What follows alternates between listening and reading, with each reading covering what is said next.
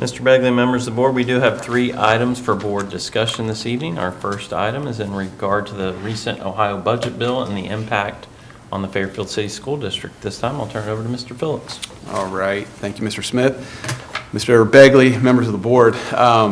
Tonight, I want to talk a little bit about House Bill 96, which was approved and signed by the governor back on June 30th. And I'm really going to specifically, there's a lot of items under House Bill 96, but I'm really going to drill down into the financial items and how it impacts us here in Fairfield City Schools. First and foremost, I think several of the items that were approved by the House and Senate were actually vetoed by the governor. I want to talk about those first. So one of the items that went through that was a provision of the bill was a 40% cap on carryover for school districts, meaning they were going to look at your prior year's expenditures and that you were only going to be able to carry over 40% of your prior year's expenditures. So the governor did veto that. And then there were 3 bills or 3 provisions that are part of the bill. And I'm going to talk a little bit about those. They were aimed at reforming property taxes, which, you know, I don't think anybody would disagree with that. But I think we would all disagree with reforming property taxes at a non-benefit to the schools, right? But those provisions included property tax restrictions, which would have allowed the county budget commissions to reduce voter-approved school district levies under certain circumstances, would have required the 20 mil floor calculation to include emergency, substitute, and other fixed sum levies. And I want to address that for a second too. You might have seen an article in the Hamilton Journal. I think that's a newspaper. Is that what it's called? The Hamilton Journal. So I'm getting familiarized with Butler County and the newspapers around here. But they put out an article, I think it was early this week or late last week, talking about property values in Butler County going up again. You know, they did show a slight increase very slight for Fairfield City Schools. But it's important to note that we are not at the 20 mil floor. So that slight increase, I think it was approximately 2%, is because of inside millage. The other school districts within Butler County, we're seeing significant increases, and particularly the ones that are at the 20 mil floor currently. So this really wouldn't have impacted us too much, but it was vetoed by the governor. And then finally, fixed sum emergency levies. The last provision would have eliminated fixed sum levies such as replacement levies, fixed sum emergency levies, substitute emergency levies, and then combined school district income tax and fixed sum property values. So you would think when the governor vetoed it, that's kind of the end of the road, but it's not. The House was called back into session at the end of July, and their goal was to override these vetoes in particular. They were successful in overriding the provision that eliminated fixed sum levies by a vote of 61 to 28. They have to have 2/3. Then the Senate also has to have 2/3. The Senate has not reconvened to vote on this. Not sure if they will, or if they will wait until they come back into session. But as I said before, I think people recognize, you know, property taxes in particular. Property values have gone sky high. Property taxes, in most cases, has followed suit. And so the governor had talked about when he vetoed these provisions that he was going to put together a property tax reform committee. And he has done that. This includes legislators, agency officials, some school officials are actually on the committee, community members, and then property tax experts to ensure that this critical topic is given the attention it deserves. So far, they have reached a consensus on requiring tax jurisdictions to justify to the County Budget Commission any cash carryover amounts exceeding 100% of their budgets. Just for your information, last year our cash carryover was just below 40%. So even if that law would have went into effect, it wouldn't have impacted us, but we're right there on the border, and it impacts a lot of school districts across the state. Going up to 100% and having to justify that, I think that is completely fair. And you know, I don't know how many school districts would have more than 100% carryover. Now, you know, I think about just, you know, everybody's familiar with Dave Ramsey, right? And he always says have 6 months of funds in your emergency fund. And so really what we're talking about with 100% is having a year. I think that's fair. Even 50%, which would have been 6 months, would have been more fair than some of the things that they had proposed. But fortunately, that is not law, and it's not going to impact us. But for the things that actually are going to impact us, the Fair School Funding Plan, which I know you are all familiar with, that was voted to continue, however, not in the way that we had hoped. We had hoped that they would continue not just the phase-in funding that we were expecting, but also the base cost increases. So what they essentially did is they approved years 5 and 6 of the funding phase-in, but they held the base costs at the FY22 level, so the school year 21-22. So essentially what that means is you guys, everybody realizes how much things have went up in cost since the 21-22 school year, okay? Basically what the state says is we are only going to fund you at the same levels we were funding you in 21-22. So the cost to educate a kid obviously has gone up significantly since then. So what they're saying is local taxpayers, you're going to have to float the rest of that bill, okay? Now, the problem is that increases property taxes, right? That's going to send more school districts to the ballot to ask for increases because you still have to pay to educate kids, you have to pay teachers, you have to pay for supplies. So that's a problem that we're battling right now. Here in Fairfield, it's going to cost us roughly $3.5 million in state revenue, lost state revenue because they're only funding at that FY22 level. So that's a big deal for us. It's about $1 million in year 1 and about $2.5 million in year 2 of the biennium budget is what it's going to cost us. So that's a big deal. That's probably the biggest deal. Before I go on to the last piece, does anybody have any questions about that? The last piece is actually, I think it's good news. There was another provision in the budget bill that, and this did actually go through, that establishes a 15% cap on administrative expenses for school districts. So the Ohio Revised Code actually now prohibits any school district board of education from expending more than 15% of its annual operating budget on administrative salaries and benefits and other costs associated with the district administrative offices. So obviously when I saw that, first thing I did was dig in to say, okay, where's Fairfield at on this list? Just so the Board of Education, our community is aware, in Butler County, we are the second lowest of all school districts in administrative costs. But when you combine Hamilton and Butler County, the 32 districts, we are the third lowest of both districts combined. So I think we're sitting in Both counties? both counties combined. We are the third lowest out of 32 total districts. So the state average is about 7.6%. We're sitting at about 5.2%. So I think that, you know, shows pretty fiscal spending here in Fairfield for the at least last fiscal year, which they calculated that on. So I thought that was good to see. That is it for my report. Okay, thank you.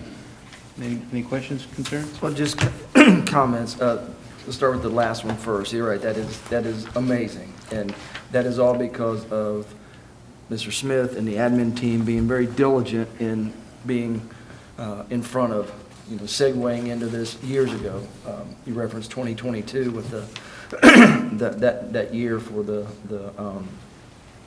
number that they're referring to, right? I mean, that was a long time ago. That's 21, considering 22 inflation school year. travels so fast. Yeah. And as Mr. Perry adjusts the buses, and we bought less and service more, and just keep continuing to do things over and over and over again in years past to put us at that lower level, but still function at the level that we are, which is very, very good. And this, you know, PHS is a great product of that we're still servicing physically, mentally, and the education-wise of what we're doing. And then that 30-40% rate back movement, or denial, I guess is a better word, that's great news. Yeah. Because that was going to be very hurtful for many. Yeah. So thank you for that information. You're welcome. And you know, talking about prices, how they've gone up since 21, 22, the consumer price index, which mirrors inflation since 2020, has went up about approximately 21%. and we're being flat funded Yeah. from the state of Ohio. So, you think about 0% to 21.4%, that's a big discrepancy there. It just shows those in the upper capital don't see what's going on, aren't really in the real world, and that's sad. Yeah. Thank you, Mr. Phillips. You're welcome. I am happy to see that they have some educators on the tax reform board, that it's not just, as he stated, higher ups. There are people that should hopefully understand our situation a little bit better. I'm also ecstatic, not excited, ecstatic to hear about how low we are. Not that I'm excited for you guys, but I'm happy to hear that we are financially responsible, that we aren't overspending on administration salary, because I know that was a concern recently when we had to go on ballot last time, that there were discussions that we were overpaying, but to see that we are the second lowest in our county and then the third lowest across the 2 counties that are closest to us is just validating for the fact that we are not overspending as they suspect we are, that we are being diligent and super conscious with our budgeting for that kind of. It is sad to hear that they are not recognizing the hardship between now's expenditures versus 2022, because it is very vast. 20% is a lot. So hopefully things will progress better going in the future, and we're just going to have to buckle down and do what we can now for what we have. But thank you so much for getting this together and putting it together to make sure that we, as a board and as a district, understand how it impacts us directly. You're welcome. And I remember too, the medical benefits, where they barely moved or didn't 1 year, and then 17% the next. Yep. And then there was no additional help from the state. So that's a big jump in 1 year, It is. 17%. That's huge. Totally outside of our control. Absolutely. And I think we went to 18 the next year or something like that. Like it was another big jump the It's been following year. double digits Yep. for everyone. Yeah. For everyone, not just Right. private sector, everyone. It's health insurance in general. Yeah. It is. Like you said, it's out of our control. It's out of our control, right? We learned in the pandemic that teachers are an important part of the education system, and education is labor intensive. And so those aren't fixed costs. Right. And that's just the way it is. Yeah. And costs will continue to rise. And you mentioned in there that we're just under 40%, but we've been talking a lot about the budget because we're deficit spending now, and so that 40% will continue to go down. Very quickly. And because we're fiscally conservative, and we talk about our administration, but also our cost per pupil is one of the lowest in the county and in the 2 counties you're talking about, right? That's how you stretch a levy 12, eventually 13 years before you go back to the voters. Right. What the perception in the public is that the property tax issue is a school problem. Right. And so when property taxes go up, the answer is to affect the school system. And yet, and you correct me if I'm wrong, when property taxes go up, because we're not at the floor, there is no financial benefit to the school district. There's a slight financial benefit inside millage and what they call PUP, personal property and utilities. That helps school districts very little bit. It doesn't move the needle at all, but it does. So I just want to be clear that it does go up slightly. But not being at the 20 mil floor, they do not go up. And as a matter of fact, what a lot of people don't know, you hear from everyone, all property taxes are going up, property taxes are going up. But if you look at Butler County specifically, okay, and you look at Butler County property taxes and what they went up the last reevaluation, because, and specifically in Fairfield School District, because the school cannot collect more taxes than what it has levied against the community. Right. When somebody's property taxes go up, and essentially the ones that go up, if you look at the average increase, so let's just say it was 30% in Butler County. I don't know what it was. I don't have those statistics in front of me. But let's just say it was 30%. If your home value went up 30% or more, your property taxes went up. But if your home value went up less than 30%, your property taxes actually went down to even out, because the school district cannot collect more tax than what it voted against the community, and people don't realize that. And you could go to the Butler County Auditor's website and pick 2 random homes, and if you pick one home that the taxes went up below the average, or I'm sorry, the property values went up below the average, their taxes actually went down. So people don't know that or understand that. And I do want to reference that one of you had mentioned unfunded mandates, and schools are actually being required. There's a part of House Bill 96 is a cybersecurity provision, and we're being asked to update and upgrade. All school districts are being asked to upgrade your cybersecurity to certain requirements, which, you know, I think most of us, I know Fairfield does, we have cybersecurity in place currently. But that's another unfunded mandate, because it's going to cost a lot of schools significant dollars to upgrade their infrastructure and their software, their hardware, everything that goes with that to comply to these cybersecurity mandates, but there is no funding associated with that. So that's something I wanted to mention as well. It's a really good point. The city of Middletown just suffered a cyber attack, right? So it's a concern and exposure for everyone, public sector, private sector, but at what cost? Thank you. You're welcome. All right, our next 2 items are in regard to some performance contracts that are needed at West Elementary. At this time, I'll turn it over to Mr. Hustle. Thank you, Mr. Smith. Mr. Bagley, members of the board, the district is recommending the following performance contracts, and I'm going to speak about number 2 and number 3 together. The performance contract for Jenny Thompson as substitute assistant principal at West Elementary. Lindsay Ferguson, a current new assistant principal at West Elementary, had her baby last Wednesday, baby girl last Wednesday. Congratulations. Jenny Thompson, our current preschool supervisor, has agreed to fill in as assistant, long-term assistant principal while Lindsay Ferguson is out on maternity leave. Jenny oversees the district's preschool program currently 2 days a week. The remaining 3 days, Jenny will support at West Elementary. The district recommends placing a performance contract in place for this duration. Pending your approval, Jenny Thompson's performance contract will run August 18th, 2025 through November 13th, 2025. The second performance contract is for Morgan Gill as a guidance counselor on special assignment at West Elementary. If Jenny Thompson is fulfilling her duties as preschool supervisor and is unable to fill in as substitute assistant principal at West current guidance counselor Morgan Gill has agreed to fill in to assist Principal Missy Muller with extra duties as assigned.